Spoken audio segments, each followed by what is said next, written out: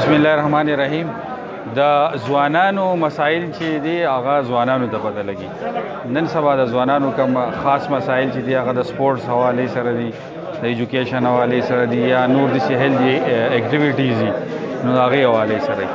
نو زموږ خو به دا بھرپور کوشش وي چې یاره په هر پلیټ فارم باندې په هر ځای کې که سپورټس وي که ایجوکیشن وي که نور څه داسې هیلدي اکټیویټیز وي په هغې کې به مونږ د نوجوانانو سره بھرپور هغو سره به شرکت هم کوو او د هغو چې کوم مسایل دي هغه به خپلو مشرانو ته د پارټۍ مشرانو ته نورو عهدهدارانو ته هغو ته مخې ته ږدو او د هغو ټول مسایل به انشاءالله کوشش وکړو چې حل کړو. بریکوټ کې یوت تنظیم د دې نه مخکې هم فعال و خو په دې طریقه باندې نه و.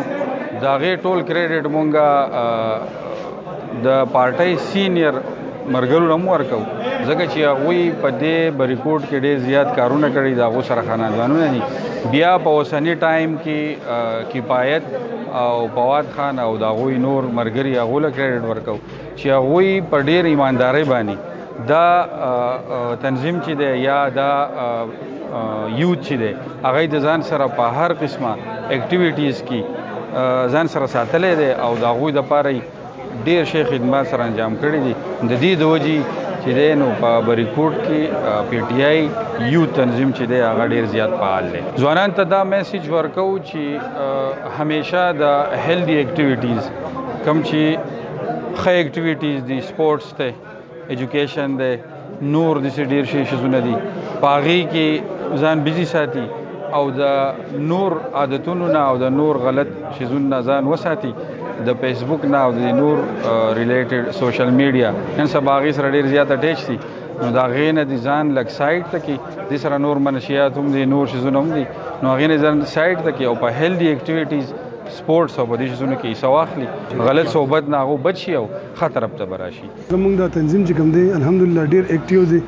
د دې کریډټ ټول زمونږ د تنظیم په خپله دې تنظیم ته ځي، خاص کر د عرفان صاحب و، عجیب صاحب و، کفایت و، بلکې زموږ سره هر یو ملګری چې کوم دی هغه د بل نه تیز دی او ډېر مخ په وړاندې الحمدلله. ټول کلی ورته په تمه دی چې لکه دا خلک څه کوي.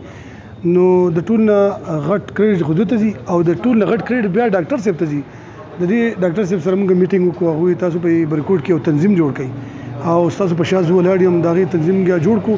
موږ 14-15 کسان وو. نو الحمدلله هغه تنظیم دې حد ته راغی چې زموږ په تنظیم کې نن 80 کسان دي. په یو ټلیفون باندې دلته راځي، دومره اکټیو کسان دي. زه د دوی شکریا ادا کوم او دوی ته داد ورکوم. مونږ په یو کال باندې معمولي کسان راغونډو خو روغه جلسه دې جوړه شوه. نو دا ټول کړي چې کوم دی دا زمونږ دی خپل هر یو کس د خپل ځان نه زیات محنت کوي، که هغه تحصیل په سطح وي، که د ګیس په سطح وي، که د بجلۍ په سطح وي، د لارو کوڅو په سطح باندې، یعنې د هر یو ارزي ته ځان رسوي. زموږ دا ټول ملګري دا ټول کړي زموږ د ملګرو دی. د هغې دپاره هم منډې تللې خو زموږ حق نه کېږي. بهرحال د هر کلیواله یو خپل اتفاق پکار دی. زموږ دا تنظیم چې څونه فعال دی او څونه مخکې لاړو د هغې یو وجه دا ده چې موږ الحمدلله ټول متفق یو او اتفاق دی په موږ کې چې زموږ کم یو خبره کېږي هغه وړی که غټی نو هغه زما سره مشورت کوي، زموږ د دې کابینټ سره، د دې نایب صدر سره، زموږ د دیوبل سره مشاورت کوو. دا نه چې دا صدر دی او دا نایب صدر دی دا دغه نه، موږ ټول متفقه یو کال وچه ټول لاشي او د لوی او د وړوکي ټول نه مشورالو. نو دا زمونږ د دې تنظیم د اتفاق وجه دا ده چې مونږ هر یو کار په اتفاق او په مشاورت سره کوو. بسم الله الرحمن الرحیم. ډیره شکریا د تپوس کولو د راتلو. نننی پروګرام زمونږ چونکې تاسو ته پته ده د پارټۍ د تحصیلي بریکوټ د انصاف یوت وینګ چې کوم د پی ټي آی یو یوت وینګ دی د هغې د تحصیل تنظیم بله ورځ شوی دی او هغې ډېر په زر پوزیشن کې چې دی نو د تحصیلي بریکوټ کې 17 ویلیج کونسلې دي. د هغه ویلیج کونسلو آغاز مونږ د بریکوټ غربي نه وکړو. نن چونکې کم تنظیم سازي چې کېږي د هغې دپاره یو کارنر میټینګ مونږ راغوښتی و چونکې تاسو د کیمرې په نظر کې به هم انشاءالله خلکو ته وښایي چې هغه میټینګ کم حالات ته بدل شو او مطلب دا دی چې کم 17 ویلیج کونسلې دي دا به مونږ د خپل تحصیل ټیم مضبوطو او په هغې باندې به مونږ ضلع مضبوطو. د هغې دپاره زموږ یو طریقه کار روان دی. نو پرون ماته حنیف صاحب وویل چې یاره توره یو پروګرام ارینج کړه چې پای کې مونږ تنظیم سازي وکړو.